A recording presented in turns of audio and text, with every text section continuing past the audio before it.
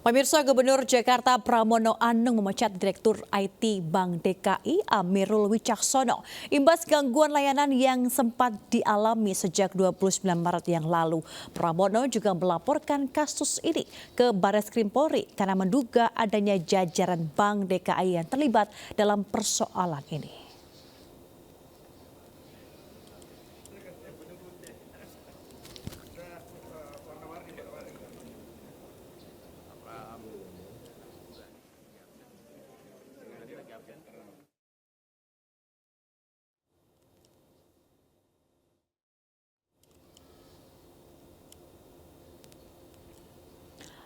Layanan transaksi perbankan Bank DKI Jakarta, Gubernur DKI Jakarta Pramono Anung mengambil langkah tegas atas masalah gangguan layanan transaksi perbankan Bank DKI yang dikeluhkan nasabah selama libur Lebaran tahun 2025.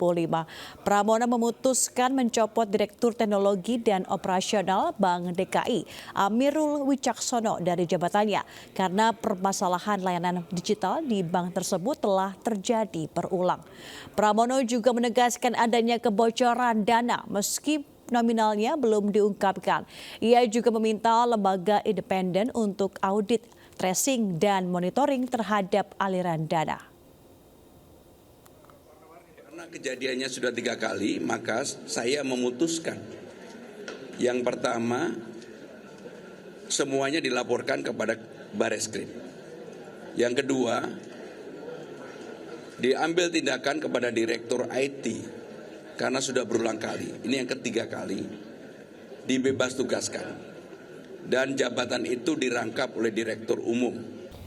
Pemirsa, sebuah rumah yang dijadikan sebagai tempat pembuatan uang palsu di kawasan Bogor, Jawa Barat digerebek petugas Satuan Reserse Kriminal Polsek Metro Tanah Abang, Jakarta Pusat. Selain mengamankan 2 tersangka, polisi juga mengamankan barang bukti ribuan lembar uang palsu beserta beragam peralatan cetak.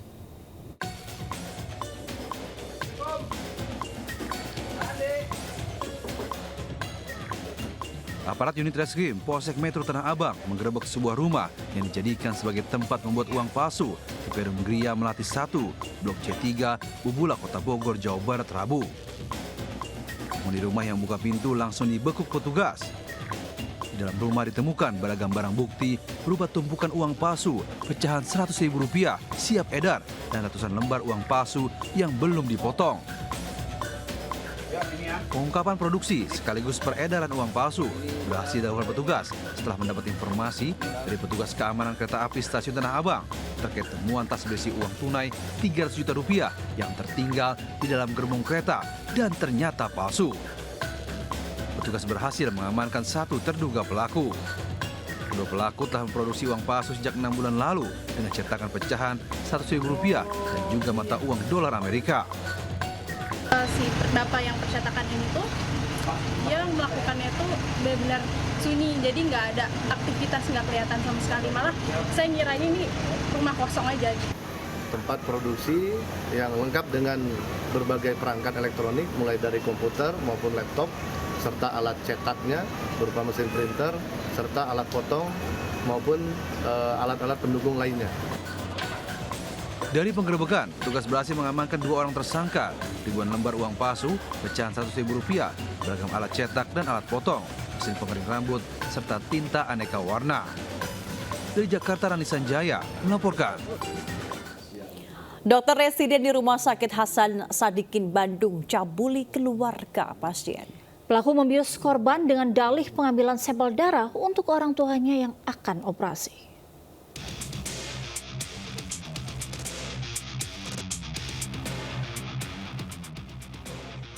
Polisi menangkap dokter residen anestesi yang mencabuli keluarga pasien. Pelaku yang merupakan dokter residen program pendidikan dokter spesialis PPDS anestesi Fakultas Kedokteran Universitas Padjadjaran ditangkap atas laporan korban. Polisi juga menyita sejumlah barang bukti termasuk obat bius yang digunakan pelaku untuk memperdaya korban. Pelaku yang baru menjalani program spesialis anestesi 1 tahun itu kini ditahan di Mapolda Jabar.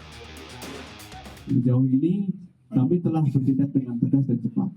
Jadi tanggal 18 kita mendapatkan laporan polisi tanggal 25 kita sudah tetapkan sebagai tersangka.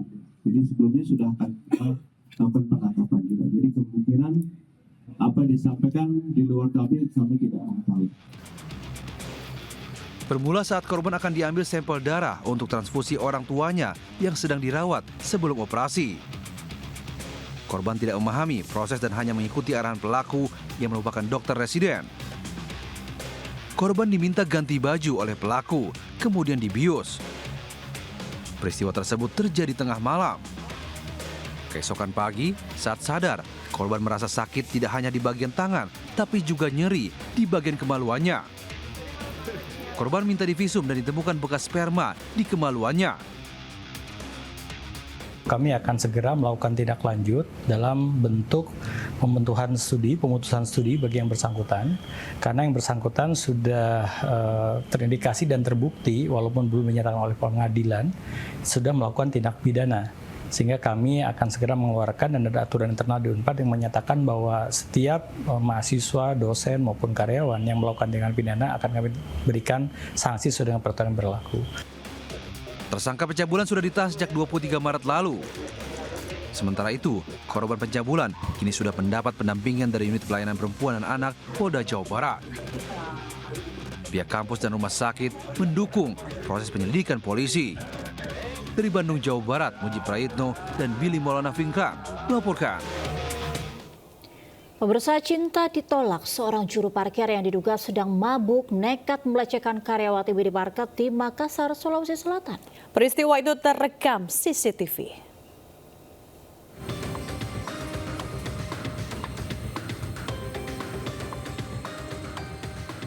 Kamera CCTV merekam aksi pelecehan yang dilakukan seorang juru parkir di sebuah minimarket di Jalan Opu Deng Risaju 2, Mamajang, Makassar, Sulawesi Selatan.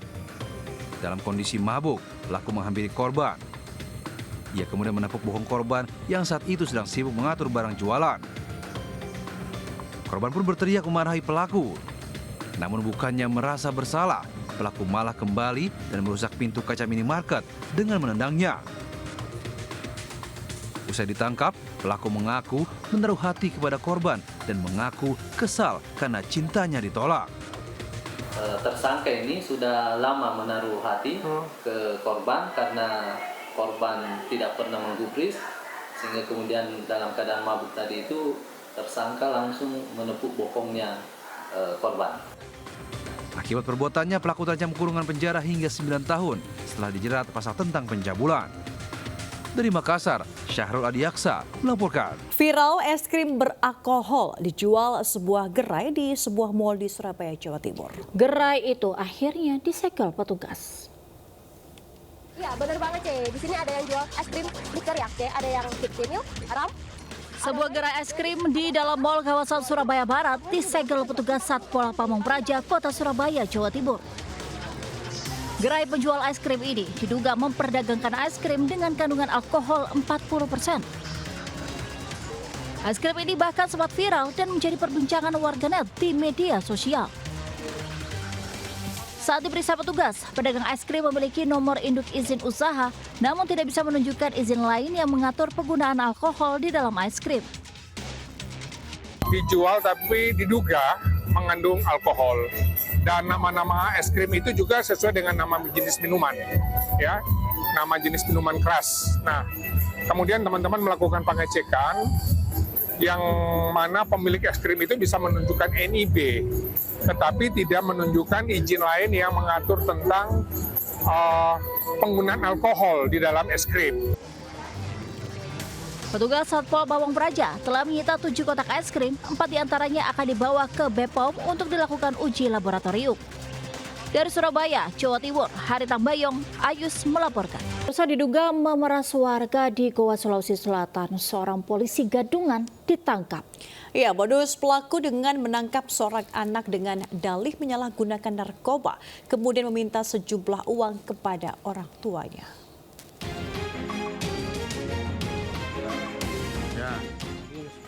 Satreskrim Polres Goa menangkap pria berinisial FA yang mengenakan seragam polisi. Bersama kekasihnya, pria ini diduga memeras seorang warga di Kelurahan Batang, Kaluku.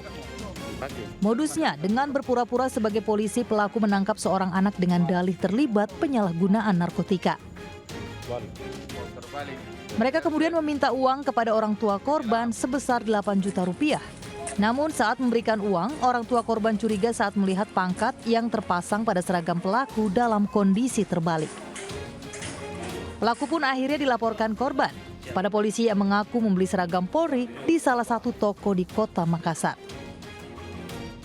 Mengaku sebagai anggota Polri, di mana yang terlapor ini FAI bersama kekasihnya inisial M, umur 30 tahun, ini berpura-pura menjadi anggota Polri, tentunya dengan melengkapi diri dengan atribut.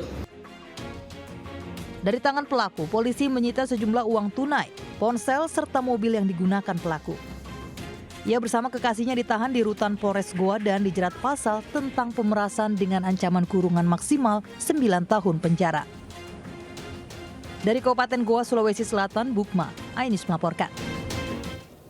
Seorang pemuda 24 tahun menganiaya pamannya dengan senjata tajam di Kuningan, Jawa Barat. Aksi itu dilakukan karena sakit hati kerap diejek korban.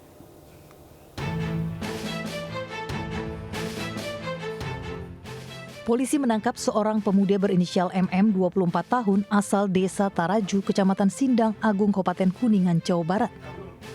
Pemuda ini ditangkap setelah menganiaya pamannya dengan senjata tajam. Saat diperiksa, ia mengaku sakit hati sudah lama sering diejek korban. Pelaku menganiaya korban yang sedang bersantai di rumahnya hingga terluka parah di bagian perut. Peristiwa itu diketahui anak korban yang mendengar jeritan sang ayah. Sementara pelaku akhirnya ditangkap polisi di sebuah warung kopi tak jauh dari lokasi kejadian. Anak-anaknya pada di dalam, terus udah gitu aja sampai adu-adu, terus gubrak begitu sakit, mungkin sakit. Terus baru anaknya keluar, dikira teh jatuh biasa Pak, nggak ngira ditusuk, nggak ngira, dikira teh jatuh aja soalnya punya darah tinggi. Pelaku ternyata seorang residivis yang sering keluar masuk penjara. Ia kini harus kembali mendekam di sel tahanan dan terancam 15 tahun penjara. Dari Kuningan, Jawa Barat, Miftahudin, Ainis melaporkan. Pemirsa, Gubernur Jakarta Pramono Anung memecat Direktur IT Bank DKI Amirul Wicaksono imbas gangguan layanan yang sempat dialami sejak 29 Maret yang lalu. Pramono juga melaporkan kasus ini ke Barreskrim Polri karena menduga adanya jajaran Bank DKI yang terlibat dalam persoalan ini.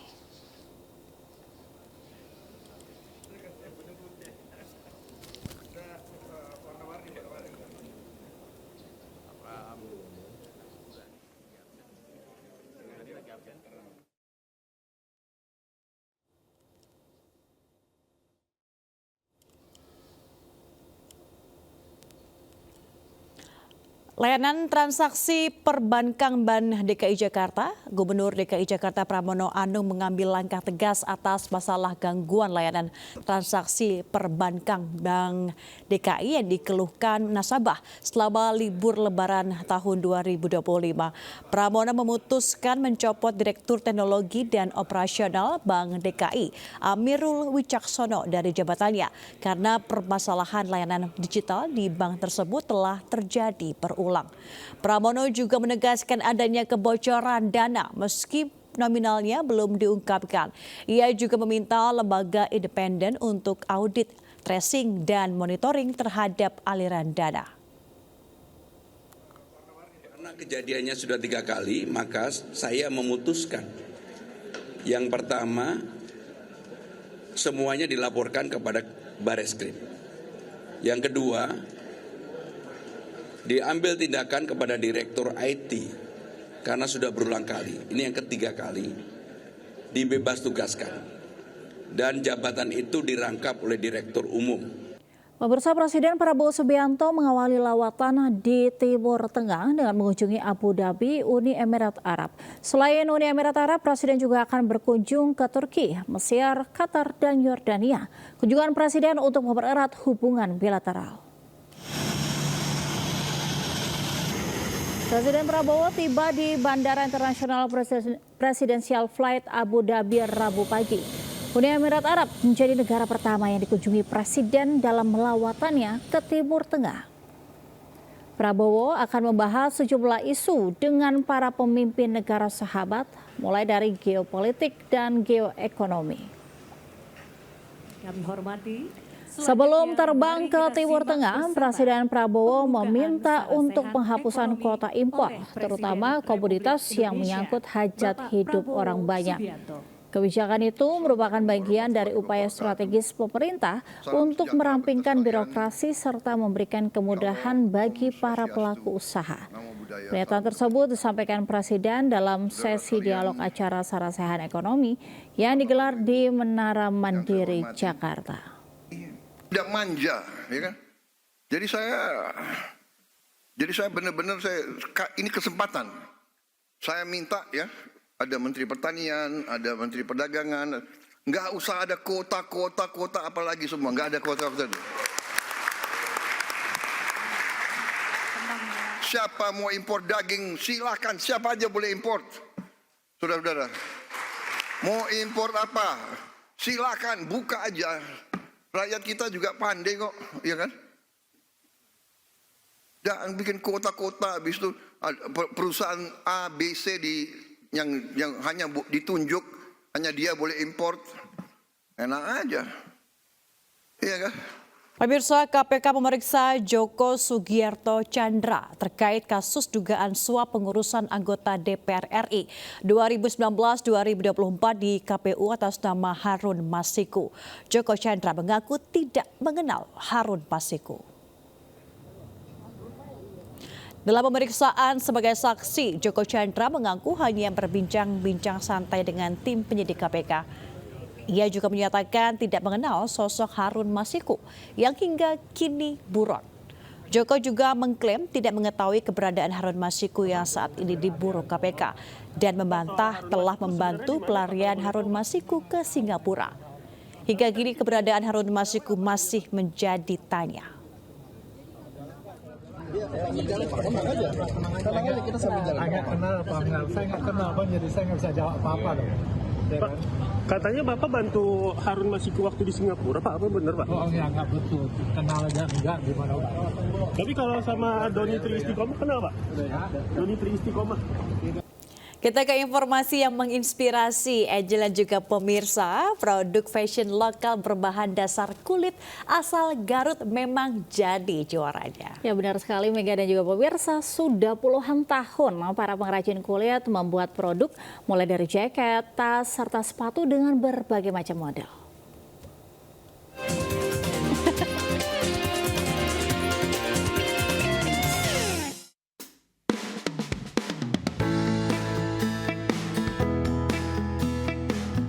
Pemirsa, di Garut, Jawa Barat terdapat nama kampung, tepatnya di Jalan Ahmad Yani, dan di jalan inilah sepanjang 500 meter terdapat toko-toko yang menawarkan produk berbahan dasar kulit berkualitas tinggi namun tidak membuat kantong Anda bolong. Nah, saya akan mengajak Anda pemirsa untuk melihat-lihat produk sentra industri kulit yang berada di Sukaregang.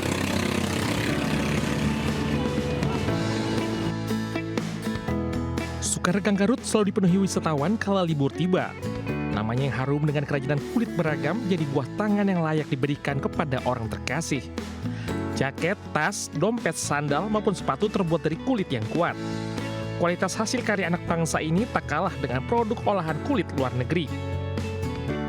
Nah ya Pak, saya ini penasaran nih Pak.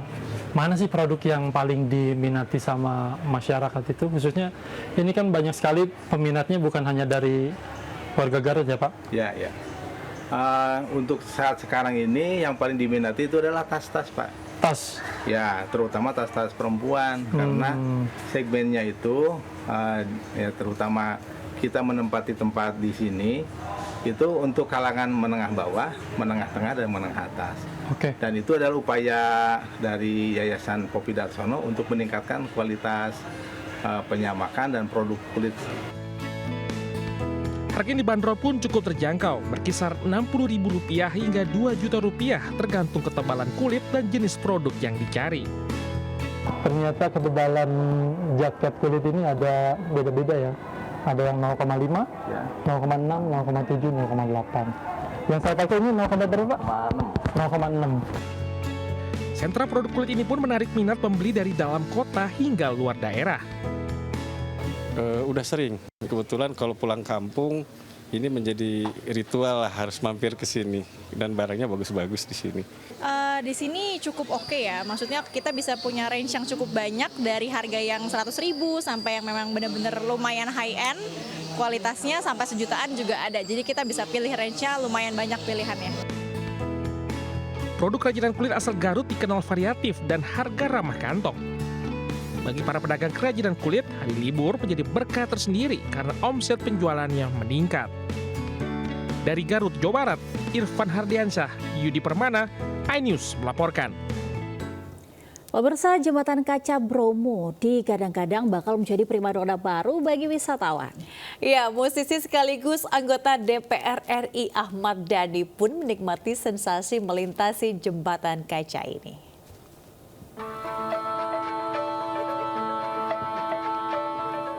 Ahmad Dhani jajal jembatan kaca Gunung Bromo di Dusun Cemoro Lawang, Desa Ngadisari, Kecamatan Sukapura, Kabupaten Probolinggo, Jawa Timur. Bersama keluarga, Ahmad Dhani melintasi jembatan kaca Gunung Bromo sepanjang 120 meter dan lebar 1,8 meter di atas jurang ketinggian 100 meter. Luar biasa. Pelan-pelan. Ada rasa was-was atau luar biasa kata Ali. Biasa di luar. Keren banget tempatnya. Cuman kurangnya satu, nggak ada dinosaurus. Dinosaurus sudah lengkap nih ya. Jembatan kaca yang diklaim jembatan kaca terpanjang di Indonesia ini diharapkan menjadi primadona baru bagi wisatawan saat berkunjung ke wisata Gunung Bromo. Dari Probolinggo, Jawa Timur, Hana Purwadi, iNews melaporkan. Pemirsa, sudah tiba di Jakarta, seorang pemudik kembali ke rest area tol Pemalang, Jawa Tengah hanya untuk menjemput kucingnya yang tertinggal.